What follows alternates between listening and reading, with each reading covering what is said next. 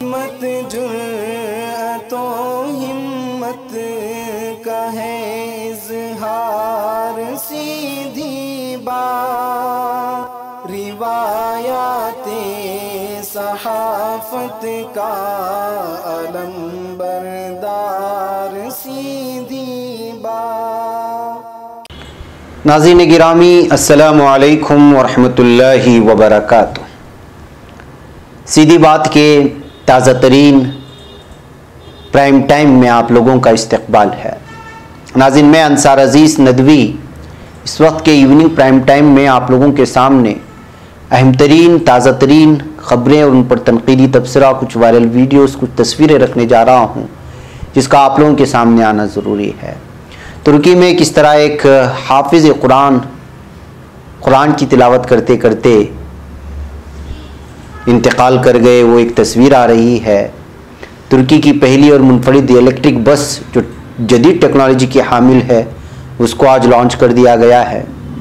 गुजरात के एक इलाके में सैलाब की खबरें आ रही हैं, तो कहीं पर 32 साला औरत को जंजीरों में जकड़े जाने की एक तस्वीरें वायरल हो रही हैं। गुजरात के एक हॉस्पिटल में ICU में आग लगने का हादिसा पेश आया है। यूनान को धमकी दी है रजब तैयब एर्दोगान ने। फ़िलिस्तीन से कुछ खबरें आ रही हैं। उधर RSS आमिर खान का जो है पीछा छोड़ने को तैयार नहीं, अपने तर्जुमान में उसने अलग किस्म का एक बयान जारी किया है आमिर खान के साथ। और भी बहुत सारी खबरें हैं नाज़रीन, जिसमें जो है मध्य प्रदेश में भी एक बिल्डिंग आज नीचे गिर गई, इमारत जिसकी वजह से।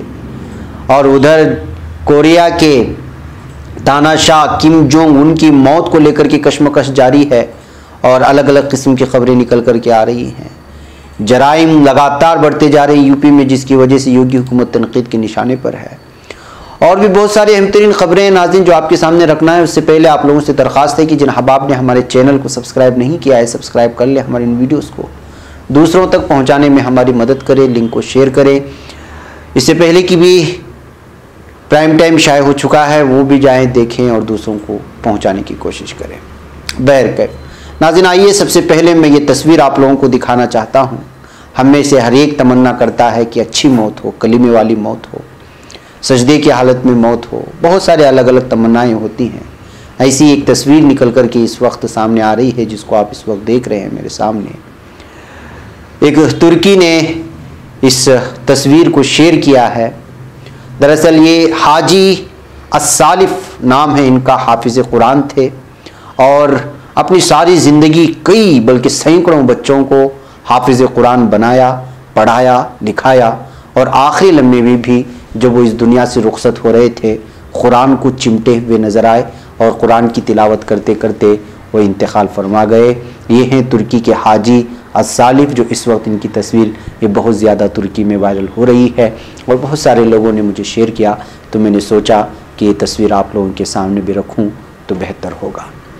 इसके अलावा नाज़रीन, आइए तुर्की की पहली और मुनफरिद इलेक्ट्रिक बस को आज लोगों के सामने पेश कर दिया गया है। जदीद टेक्नोलॉजी के हामिल इलेक्ट्रिक बस 25 मीटर लंबी है, 250 मुसाफिर इसमें बैठ सकते हैं और एक दफ़ा चार्ज करने के बाद 250 किलोमीटर चलती है।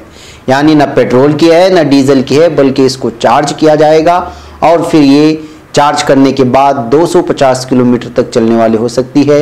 बोजान काया कंपनी, जो तुर्की की बहुत ही मशहूर टेक्नोलॉजी और इलेक्ट्रिक कंपनी है जो इस तरह की चीज़ें तैयार करती है, उस कंपनी ने इसको तैयार किया है। अब इसे इस्तांबुल के मेट्रो बस लाइन में टेस्ट के लिए लाया गया है। टेस्ट कामयाब होने के बाद फिर इसको इस्तेमाल के लिए लाया जाएगा। अगर ये इसमें कामयाब हो जाते हैं तो फिर दुनिया भर से मुमकिन है कि तुर्की को इस तरह के मेट्रो बस तैयार करने के लिए जो है उनको अहकामात मिले और अलग अलग ममालिक जो है अपने टेंडर भी इनको पेश करे इस तरह की बसों को बनाने के लिए। इस तरह की खबरें निकल करके आ रही हैं। नाज़रीन, आइए आगे ले चलता हूँ और एक दिल्ली से कुछ तस्वीरें निकल करके आई हैं। इंसानियत किस कदर मर जाती है और किस तरह के अलग अलग किस्म की तस्वीरें निकल कर के हिंदुस्तान की और भी दिल्ली से निकल कर के आते हैं, वो इंसानियत को शर्मसार करते हैं। दिल्ली के इलाके त्रिलोकपुरी से एक 32 साला औरत को बाजियाफ्त कर लिया गया। इस खातून को गुज़िश्ता कई महीनों से जंजीरों में बांध करके रखा गया था। खातून को मारा भी गया है और पीटा भी गया है, तशद्दुद भी किया गया है। अभी किस वजह से है, क्या है, कुछ पता नहीं चला। अलबत्ता जो ख़वातीन से वाबस्ता महकमा है उसके ज़िम्मेदार वहाँ पहुँचे, उस खातून को जो है छुटकारा दिला करके उसको जो है इलाज मुआलजे के लिए अस्पताल भेज दिया गया है। तो नाज़रीन, ये देख सकते हैं कि दिल्ली जैसे मरकज़ी शहरों से जब इस तरह की तस्वीरें आती हैं तो आप किस तरह महसूस करते हैं। नाज़रीन, गुजरात में सूरत के कुछ इलाकों में इस वक्त लगातार मूसलाधार बारिशें आ रही हैं, जिसकी वजह से जो है अलग अलग किस्म की तस्वीरें निकल कर के आ रही हैं। इस वक्त ताज़ा तस्वीरें जो आ रही हैं, ये लिम्बायत इलाका है जो सूरत के करीब है। वहाँ पर लगातार मूसलाधार बारिश की वजह से सैलाब की सूरत हाल बनी हुई है और ये तस्वीर जो आई हैं ताज़ा तरीन वो आप यहाँ पर मुलाहजा कर सकते हैं। इसके अलावा नाज़रीन, गुजरात में ही ICU unit Guru Gobind Singh government hospital जो कि जामनगर में है, वहाँ जो है आज ICU सेक्शन में आग लगने की वजह से भी बहुत ज़्यादा मरीज़ों को परेशानी का सामना करना पड़ा और जामनगर म्यूनसिपल कमिश्नर और कलेक्टर वगैरह हॉस्पिटल पहुँचे और दीगर जितनी भी राहत रसानी के तंजीमें होती हैं और महकमे होते हैं वो पहुँच करके यहाँ के मरीज़ों को बचाने की कोशिश की, लेकिन लगातार हॉस्पिटल्स में और इस तरह के इलाकों में जो है आग लगने की इस तरह की वारदात से जो है बहुत ज़्यादा परेशानी का सबब बन रहे हैं। और साफ तौर पर सामने आता है कि इस वक्त इंतज़ामिया और बिलखुसूस जो सरकारी हॉस्पिटल होते हैं वो तमाम तर इस तरह की पेशगी इक़दाम जब आफाती या ज़मीनी या इंसान के अपने हाथों से होने वाले जो आफतें होते हैं उससे बचने का कोई रास्ता नज़र नहीं आता। ICU जैसे गवर्नमेंट के ICU जैसे यूनिट में अगर आग लगती है तो आप अंदाज़ा लगाएं कि किस तरह परेशानी का सामना करना होता होगा ऐसे लोगों को जो बिलखुसूस ICU में आखिरी जो सांस लेने की तकलीफ़ की वजह इस तरह के मरीज़ होते हैं। नाज़रीन, एक मरतबा फिर रजब तैयब एर्दोगान ने यूनान के एक फ़ैसले को लेकर के उसको वार्निंग दी है। जी हाँ, यूनान को उन्होंने कहा है कि यूनान को मालूम होना चाहिए कि शह देकर के तुर्क बहरिया के आमने सामने करने वाले अनासिर बुरा वक्त आने पर उसे तन्हा छोड़ करके खुद रफू चक्कर हो जाएंगे। नाज़रीन, आप लोगों को मालूम होना चाहिए कि तुर्की बहरे रूम में यूनान की इंतशार अंगेज़ी की वजह से एर्दोगान ने कहा है कि तुर्की खामोश नहीं बैठेगा। दरअसल यूनान ने नाउ टैक्स हासिल करने की बात कही है, यानी कि बहरे रूम के हिस्से से जो उसके इलाके से जितने भी कश्तियाँ या इस तरह की जहाज़ गुजरेंगी उनसे टैक्स वसूल करने की बात की है और इसी वजह से उन्होंने कहा कि यूनान नाउ टैक्स हासिल करने का हकदार नहीं है। अगर वो इस तरह का ऐलान करता है तो फिर जो है तमाम बहरी जहाज़ों की आमदरफ्त और लंगर अंदाजी के लिए ख़तरा बन जाएगा और नाखुशगवार वाक़या पेश आया तो फिर उसका ज़िम्मेदार जो है ख़ुद यूनान होगा और उसका नुकसान भी यूनान को ही उठाना पड़ेगा। इसलिए इस तरह की किसी भी फैसले से बाज आ जाए, इस तरह जो है सदर एर्दोगान ने यूनान को बराह रास्त उसके इंतशार अंगेज़ी से बचने की वार्निंग दी है। तो नाज़रीन, आइए अगली ख़बर की जानिब बढ़ते हैं और ये ख़बर जो इस वक्त मुझे आपके सामने तस्वीरें रखनी हैं वो तस्वीरें ये हैं फ़िलिस्तीनी बच्चों की और इन बच्चों के हाथों में आप खाली बॉटल्स देख रहे हैं, वो कतार में खड़े हुए हैं पीने के पानी को लेकर के। दरअसल आप लोगों को मालूम होना चाहिए कि गुज़िश्ता 15 या 16 दिनों से लगातार गज़ा की पट्टी पर सेहयूनी फ़ौज जो है वो हमला कर रही है, रात दिन इन पर जो है बम बरसा रहे हैं। इसके अलावा उसने पावर प्लांट जो गाज़ा से गुजरता है और दोनों को जोड़ता है वहाँ उसकी पावर को कट कर दिया है, जिसकी वजह से जो है एक तो पूरा का पूरा शहर इस वक्त जो है अंधेरों में डूबा हुआ है, तो वहीं पर पीने के पानी के लिए भी लोग तरस करके रह गए हैं। यही वजह है कि एक जगह पीने के पानी का इंतज़ाम करवाया जा रहा था तो वहाँ गाज़ा के ये बच्चे जमा हुए हैं पीने के पानी को हासिल करने के लिए। तो आप अंदाज़ा लगा सकते हैं कि सहयूनी जालिम फ़ौजी जो है किस किस तरह से फ़िलिस्तीनी लोगों पर अलग अलग अंदाज में उनकी ज़िंदगी का घेराव तंग करने की कोशिश कर रहे हैं।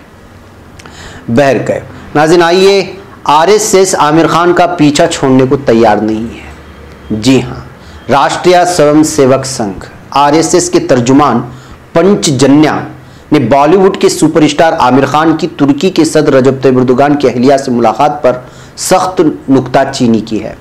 RSS के तर्जुमान ने इसके अलावा इस बात पर भी नाराज़गी का इजहार किया है कि आमिर खान चीनी मसनूआत की तशहीर क्यों करते हैं और उनकी फिल्में चीन में क्यों कामयाब होती हैं।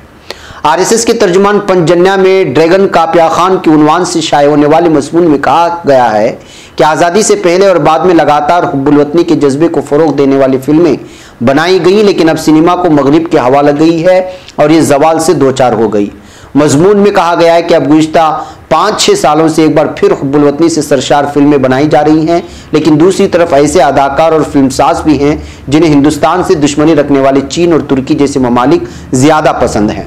मजमून में कहा गया कि मुस्लिम उम्मा का खलीफा बनने को बेताब तुर्की के सदर रजब तैयब एर्दोगान की बीवी के साथ आमिर खान की तस्वीर वायरल हो रही हैं।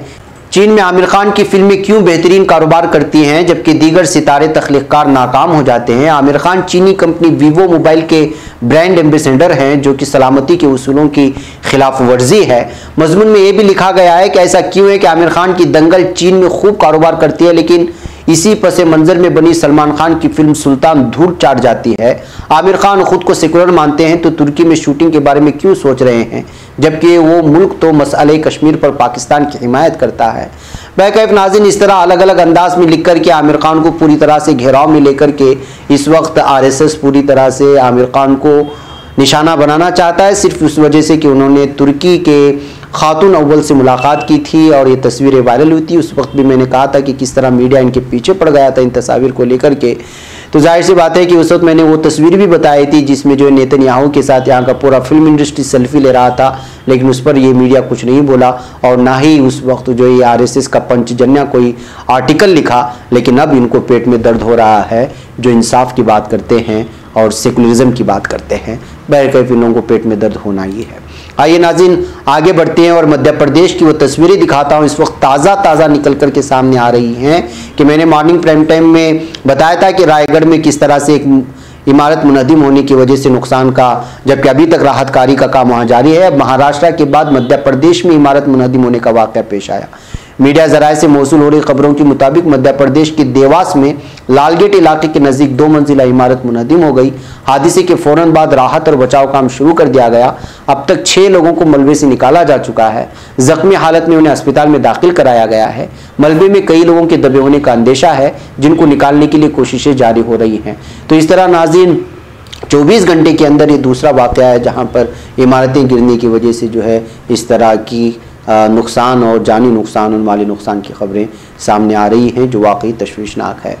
नाज़रीन उधर खबर है जुनूबी कोरिया से कि तानाशाह किम जोंग उन मर चुका है, लेकिन दूसरी तरफ ये खबर भी आ रही कि खबर झूठी है, लेकिन मुसद्दिका ज़राए ये कह रहे हैं कि वो कोमा में है। एक बार फिर जुनूबी कोरिया के तानाशाह किम जोंग उन की मौत की खबरें हवा में गश्त कर रही हैं। दावा किया जा रहा है कि किम जोंग की मौत हो चुकी है और अब इख्तिदार उनकी बहन किम यू जोंग के हाथों में है।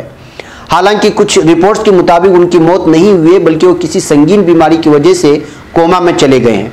गोया कि तानाशाह किम जोंग उनकी मौत को लेकर कशमकश वाली सूरत हाल पैदा हो गई है।